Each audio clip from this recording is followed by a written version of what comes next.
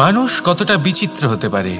সব সময় স্বপ্ন দেখতে থাকে যে কাল আমি এটা করব, কাল আমি ওটা শুরু করব, কাল আমি ওটা সম্পন্ন করব। এই যে কাল শব্দটা, এই কাল অত্যন্ত বিচিত্র এক শব্দ। আমরা সবসময় এটাকে আসতে দেখতে পাই, কিন্তু এটা আসাতে বর্তমানে পরিণত হয়। আবার আজ নতুন কাল দেখতে পাই, তার জন্য অপেক্ষা করি, যখন সেটা সামনে আসে বর্তমানে পরিণত হয়। এই কাল সবসময় একটা মিথ্যে সান্ত্বনা দেয় যে সে আসছে, কিন্তু সে কখনোই আসে না। যেটা আপনার হাতে রয়েছে তা হলো আজ, বর্তমান। তাই যা করার আছে, যা সম্পন্ন করতে চান, যা শুরু করতে চান, আজ করুন, বর্তমানে করুন।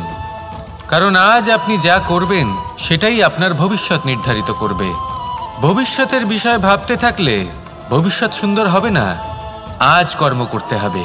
তাই আজ বর্তমানে জীবনযাপন করুন, কর্ম করুন, আর আমার সাথে ভালোবেসে বলুন রাধা রাধা। পঞ্চম তত্ত্ব, আকাশ, নব, ব্যোম। আসলে কোনো ভ্রম নাকি সত্য? ভ্রম তো হতে পারে না, কারণ ভ্রমের মধ্যে কেউ বাঁচতেই পারে না। আর যদি সত্য হয় তাহলে এতটাই বিশাল যে আমাদের চোখের থেকে, আমাদের ইন্দ্রিয়ের থেকে, আমাদের মস্তিষ্কের থেকে, আমাদের চিন্তা ভাবনার থেকেও অনেক ঊর্ধ্বে, যাকে আমরা বুঝতেই পারি না। এটা যতটাই বিশাল আকার, ঠিক ততটাই সরল।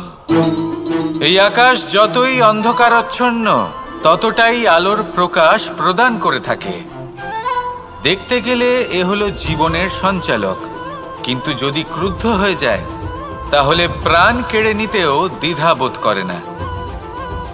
এই আকাশ শুধুমাত্র পৃথিবী লোক নয়, বরং এই সমগ্র ব্রহ্মাণ্ডকে, এই সমগ্র সৃষ্টিকে, এর প্রত্যেকটা তারাকে, প্রত্যেকটা গ্রহকে একটা বিশেষ স্থান প্রদান করে। এর নিজের কোনোই অস্তিত্ব নেই, কিন্তু সকলকে অস্তিত্ব প্রদান করে। এটাই হলো এই আকাশের মাহাত্ম্য। এই আকাশে হলো মাহাত্ম্যের প্রতিরূপ, যা আমাদের ভাবনা দ্বারা উৎপন্ন হয়। আপনিও আকাশের মতো এই বোধকে আপন করে নিন। আপনার জীবনও আকাশের মতন মহান এবং বিশাল হয়ে উঠবে। আর তখনই মন সুপ্রসন্ন হয়ে বলবে রাধা রাধা। আপনার থেকে বড়, আপনার থেকে মহান হলেন সেই গুরু। এটা কি আবশ্যক যে সেই গুরু কোনো ব্যক্তিই হবেন? কখনোই নয়। গুরু হলেন একটা তত্ত্ব, গুরু হলেন একটা শক্তি। গুরু একজন ব্যক্তি হলে শুধুই একজনই হতেন, কিন্তু তা নয়। গুরু হলেন একটা অনুভূতি, গুরু হলেন শ্রদ্ধা। গুরু তিনি যিনি আপনার ব্যক্তিত্বের পরিচালক হন। গুরু তিনি যিনি আপনার ব্যক্তিত্বের নির্মাতা হন। আপনি কখন, কোথায়, কোন স্থানে, কি রূপে গুরু লাভ করবেন আর কি শিক্ষা লাভ করবেন তা নির্ভর করছে আপনার মানসিকতার উপর, যে আপনি সকলকে কিভাবে আপন করে নিতে পারেন। যদি আপনি গুরুকে আপন করতে চান, জ্ঞানকে আপন করতে চান, তাহলে আপনার মধ্যে শ্রদ্ধা জাগ্রত করতে হবে, সামর্থ্য জাগ্রত করতে হবে। আপনি গুরু এবং জ্ঞানকে আপন করে নিতে পারলে তা এমনিই আপনাকে মহান করে তুলবে। তাহলে আসুন আর আমার সাথে ভালোবেসে বলুন রাধা রাধা। এই সংসারে এমন কিছু মানুষ আছেন যাদেরকে আপনার ভালো লাগে, তারা আপনার প্রিয়। আমরা চাই ওনারা আমাদের কাছে থাকুন, আমরা ওনাদের কাছে থাকি। এবার সেই ক্ষেত্রে আমরা তাদের ভালো ভালো উপহার দেওয়ার চেষ্টা করি, কারণ ওনারা হলেন আমাদের প্রিয়।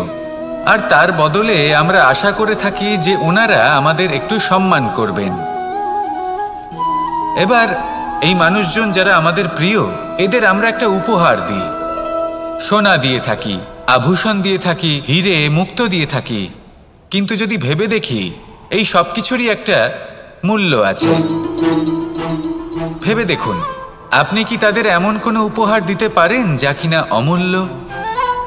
তা এরকম উপহার কি হতে পারে? ঠিক বলেছেন আপনি, প্রেম। এই প্রেমই হলো অমূল্য, কারণ মন থেকে এর উৎপত্তি হয়। না চেয়ে পাওয়া যায় আর না ছিনিয়ে নেওয়া যায় এই ভালোবাসা। ঠিক এইরকমই হয় এই সম্মান। যদি সম্মান করো তাহলে মন থেকে এবং ভালোবেসে করো, ভয় পেয়ে নয়। মনে রাখবেন, যে মাথা ভয়ের দ্বারা নত হয়, বিরোধিতাও প্রথমে সেই করে থাকে। যে মাথা ভালোবেসে নত হয় তা আপনার জন্য বলিদানও দিতে পারে। এই সংসারের সবথেকে বড় উপহার, সবথেকে বড় বরদান এই প্রেম এবং সম্মান। তাকে সম্মান করুন আর আমার সাথে ভালোবেসে বলুন, রাধা রাধা। কখনো কোনো চাতককে দেখেছেন? একটা চাতক বর্ষার জন্য অপেক্ষা করে। সেই বর্ষার জলে নিজের তৃষ্ণা নিবারণ করে, নয়তো সারা বছর তৃষ্ণার্ত থেকে যায়। ও আকাশের দিকে তাকিয়ে থাকে আর অপেক্ষা করে যে কবে বর্ষা হবে আর কবে আমি আমার তৃষ্ণা নিবারণ করব। সেখানে অন্যদিকে একটি কাক বা একটা পায়রা, এরা কি করে? যেখানে জল পায় পান করে নেয়, যেখানে খাবার পায় খেয়ে নেয়, আত্মীয় স্বজন বন্ধুবান্ধব যাকেই পায় তার সাথে সময় কাটায়, খাবার খায় আর চলে যায়। এবার এদের মধ্যে মিল কোথায় আর পার্থক্য কোথায়? দুজনের কাছেই ডানা রয়েছে, দুজনেই উড়তে পারে। এই আকাশ হলো ওদের, খাবারের দানা ওদের। পার্থক্য হলো তাদের অভিলাষার, পার্থক্য হলো তাদের আকাঙ্ক্ষার, পার্থক্য জীবন যাপনের ধরনের। এবার যত বেশি আকাঙ্ক্ষা থাকবে, যত দামি জীবনযাপন করার ইচ্ছে থাকবে, তত বেশি কষ্ট আপনাকে সহ্য করতে হবে। আবার অন্যদিকে জীবন যত সরল হবে, জীবন যাপন যত সরল হবে, সমস্যা ততটাই কম হবে। তাই সবসময় চেষ্টা করবেন আপনার মানসিকতা এবং আপনার জীবন যেন সরল হয়। ভালোবাসতে থাকুন। যদি কেউ আপনাকে ভালোবাসে, তাকেও আপনি ভালোবাসা ফিরিয়ে দিন।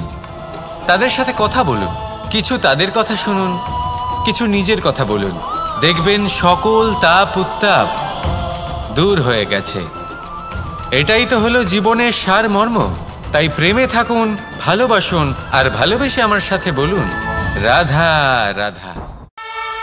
কথায় আছে, যখন আপনি যুদ্ধক্ষেত্রে দাঁড়িয়ে, তখন শত্রুকে পিঠ দেখিয়ে পালিয়ে যাওয়া বা পিছু হটে যাওয়া অত্যন্ত অনুচিত যুদ্ধনীতি হয়। কথায় আছে যে শ্রেষ্ঠ যুদ্ধ নীতি হলো সেটাই যেখানে আপনি অস্ত্র হাতে নিয়ে এগিয়ে যান, সাহসের সাথে যুদ্ধ করে শত্রুকে পরাস্ত করে ফিরে আসেন। আর সেটাই আমি করেছিলাম। তখন মহাভারত রচনা হয়েছিল, কারণ তখন ধর্মরক্ষা করা আবশ্যক ছিল। কিন্তু এমনও একটা সময় ছিল যখন আমি যুদ্ধ থেকে পালিয়েছি, কারণ তখন প্রজাদের সুরক্ষা বেশি গুরুত্বপূর্ণ ছিল। আমার গায়ে যুদ্ধ বিমুখ হবার কলঙ্ক লাগিয়েছিল। কিন্তু ঠিক আছে, আমি সেটাই করেছিলাম যেটা প্রয়োজনীয় ছিল। শ্রীরামও লঙ্কা গিয়ে রাবণকে হত্যা করার পূর্বে 4 মাস ধরে অপেক্ষা করেছিলেন। অপেক্ষায় ছিলেন কবে সেই সেতু সম্পন্ন হবে। তারপরে গিয়ে রাবণকে পরাস্ত করলেন, তাকে বধ করলেন। জীবনে কখনো কখনো থেমে যাওয়া বা পিছু হটে যাওয়া কার্যকর হতে পারে। এটা প্রত্যেক সময়ের উপরে নির্ভর করে। শত্রু যে কেউ হতে পারে, যখন খুশি আক্রমণ করতে পারে। কোনো মানুষ হতে পারে, আবার কোনো দানবও হতে পারে। আমাদের নিজেদের মানসিকতা হতে পারে, কোনো অসুখ হতে পারে, মহামারীও হতে পারে। সেক্ষেত্রে সেটাই করুন যেটা উচিত মনে হয়। দেখুন, প্রত্যেকবার নারায়ণ তো আপনাকে সাহায্য করতে আসবেন না। অনেক সময় মানুষকে নিজেকেই সেই বাধার সম্মুখীন হয়ে তাকে পরাস্ত করতে হয়। আর এমনিতেও কথায় আছে যে প্রত্যেক নরের মধ্যে নারায়ণ আছেন। তাই অন্তরের নারায়ণকে জাগ্রত করুন, আর যা সমস্যা আছে তাকে সমাপ্ত করে ফেলুন, তা সে যতই পিছু হটে করতে হোক না কেন। আসুন আর আমার সাথে ভালোবেসে বলুন, রাধা রাধা। এই সংসারে 2 ধরনের মানুষ দেখা যায়, 1 সরল, 2 জটিল। এবার এই যে সরল ব্যক্তি থাকে, তাদের এই সমাজ দুর্বল মনে করে। এমনিতে দেখতে গেলে জলও সরল, বায়ুও সরল। ওনারা যেদিকে চাইবেন প্রবাহিত হতে পারেন। এনাদের যে আকার দেবেন সেটাই ধারণ করবেন। কিন্তু এরা বাস্তব রূপ ধারণ করলে তখন কি হয়? এই জল এমন এক ধারায় পরিণত হয় যে অনেক বড় বড় পাথরকে খণ্ডিত করে দিতে পারে। এই বায়ু এমন এক চক্রবাতে পরিণত হয় যা সংসারে বিনাশ ডেকে আনে। তাই যে ব্যক্তি সরল, তার সরলতাকে সম্মান করুন, তাকে সম্মান করুন, তাকে ভালোবাসা দিন। আর আমার সাথে ভালোবেসে বলুন, রাধা রাধা। কখনো আপনি কোনো গোয়াল দেখেছেন? অধিক মাত্রায় গোবর পড়ে থাকে আর ওখানে এক ধরনের পোকা দেখতে পাওয়া যায়, যাকে গুবরে পোকা বলা হয়। এরা কি করে? সারাদিন সেই গোবরেই বাস করে। সেই গোবরকে গোল আকৃতি প্রদান করে নিজের বাসার দিকে নিয়ে যাওয়ার চেষ্টা করে। অনেক পরিশ্রম করার পরে সেই গোবরের টুকরোগুলো নিজের বাসার দিকে নিয়ে যায় আর বুঝতে পারে ওর বাসা তো খুবই ছোট, আর এই গোবরের টুকরো তো অত্যন্ত বড়। এ তো বাসাতে প্রবেশ করতেই পারবে না। তাও চেষ্টা করতে থাকে, শেষ পর্যন্ত অসফল হয় আর সেই পোকা একাই বাসাতে ঢুকে যায়। এরকম মানুষের সাথেও হয়ে থাকে। সমস্ত জীবন মানুষ ধন, স্বর্ণ, সুখ স্বাচ্ছন্দ্য এই সব কিছু অর্জন করতে ব্যস্ত থাকে। আর যখন সময় আসে এই সংসারকে ত্যাগ করে চলে যাওয়ার, তখন সে বুঝতে পারে যে এই সব কিছু তো আমি নিজের সাথে নিয়ে যেতেই পারবো না। মনে দুঃখ নিয়ে সংসার থেকে বিদায় নেয় সে। তার বদলে যদি মানুষ কোনো নির্ধন ব্যক্তিকে সাহায্য করে দেয়, কোনো দুঃখী ব্যক্তিকে হাসাতে চেষ্টা করে, তাহলে মনে সন্তোষ নিয়ে সংসার ত্যাগ করতে পারে। এই জীবনে ধন, স্বর্ণ, সুখ স্বাচ্ছন্দ্য অতি আবশ্যক, কিন্তু এগুলোই বাস্তব সম্পত্তি নয়। তাহলে কি এই বাস্তব সম্পত্তি, সেটা বুঝতে শিখুন আর আমার সাথে ভালোবেসে বলুন, রাধা রাধা। মানুষ একটা অত্যন্ত শ্রেষ্ঠ কর্ম করতে পারেন, সেটা হলো ভুলে যেতে পারা। আর সেটা বরদানের চেয়ে কম কিছু নয়। মানুষকে যখন কোনো কারণে নিজের প্রিয়জনদের থেকে দূরে যেতে হয়, তখন মনে দুঃখ জাগ্রত হয়। তিনি সেই দুঃখকে ভুলতে পারেন। কখনো কোনো সম্পর্ক থেকে যদি দুঃখ পেয়ে থাকেন, তখন সেই দুঃখকে ভুলতে পারেন। কিন্তু এই সংসারের প্রত্যেক আবেগ, প্রত্যেক বস্তু ভুলে যাওয়া উচিত নয়। বিশেষ করে আমাদের প্রিয়জন, আমাদের পরিবারের সদস্য, যখন এই সংসার থেকে ওনারা চলে যান, তখন যে সৎকর্ম ওনারা করেছেন, যে প্রেরণা ওনারা আমাদের প্রদান করেছেন, কখনো ভুলে যাওয়া উচিত নয়। যখন আপনি কোনো উঁচু স্থানে পৌঁছে যান, আপনি সাফল্য লাভ করেন, তখন সেই সকল বন্ধুদের ভোলা উচিত নয় যারা আপনার সাথে আরম্ভ থেকে ছিল, যারা সব সময় আপনাকে সাহায্য করেছে। আর সবথেকে গুরুত্বপূর্ণ কথা, আপনার বয়স যতই বৃদ্ধি পাক না কেন, মাতা পিতাকে কখনো ভুলবেন না। আপনি যতই বড় হন না কেন, আপনি তাদের সন্তানই থাকবেন। অভিজ্ঞতার দিক থেকে ওনাদের থেকে ছোটই থাকবেন। তাই সবসময় নিজের মাতা পিতাকে নিজের সাথে রাখুন, কখনো তাদের ভুলবেন না। সেই সকল ব্যক্তিদের ভুলে যাবেন না যারা দুঃখের দিনে আপনার সাথে ছিল, তবেই জীবনে সুখ পাবেন।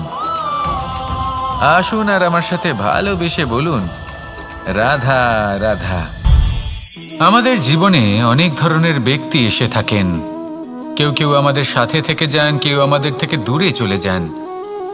কেউ ভালো মানুষ হন, কেউ খারাপ মানুষ। কিন্তু আমরা সবসময় সেই সময়টাকে নিয়ে দুঃখ প্রকাশ করি যখন আমাদের জীবনে কোনো খারাপ ব্যক্তি প্রবেশ করেন। তারা আমাদের খারাপ অনুভূতি দেন, দুঃখ দেন, কষ্ট দেন। আমরা সবাই তাকে ভালো মন্দ কথা বলি। কিন্তু কেন? এমন বিভিন্ন ধরনের মানুষ, খারাপ মানুষ, ভালো মানুষ, সবার জীবনেই আসেন এবং সকলকেই একটা অমূল্য শিক্ষা দান করে যান। এবার আপনি নিজেই ভেবে দেখুন, জীবনে যখন প্রথমবার আপনি আগুন স্পর্শ করেছিলেন, তখন আপনি একটা শিক্ষা লাভ করেছিলেন যে আমাকে আগুনের থেকে একটু দূরে থাকতে হবে। তারপর আস্তে আস্তে আপনি শিখলেন যে কিভাবে এই আগুনকে নিয়ন্ত্রণে রাখতে হবে। তারপর আপনি শিখলেন যে কিভাবে নিজের জীবনে তাকে প্রয়োগ করতে হবে, তা সে অন্ধকারে প্রকাশ লাভ করার জন্য হোক বা খাবার বানানোর জন্য। সেইভাবেই কোনো খারাপ ব্যক্তি যখন আপনার জীবনে আসে, কোনো শিক্ষা দিয়ে যান, তার প্রতি কৃতজ্ঞ থাকুন তার বিষয় খারাপ ভাবার বা খারাপ অনুভূতি নিয়ে থাকার কোনো প্রয়োজন নেই। সেই শিক্ষা লাভ করুন, ইতিবাচক মনোভাব নিয়ে জীবনের সামনে এগোতে থাকুন। কেউ নেই যিনি আপনাকে বাধা দিতে পারেন। আসুন আমার সাথে ভালোবেসে বলুন, রাধা রাধা।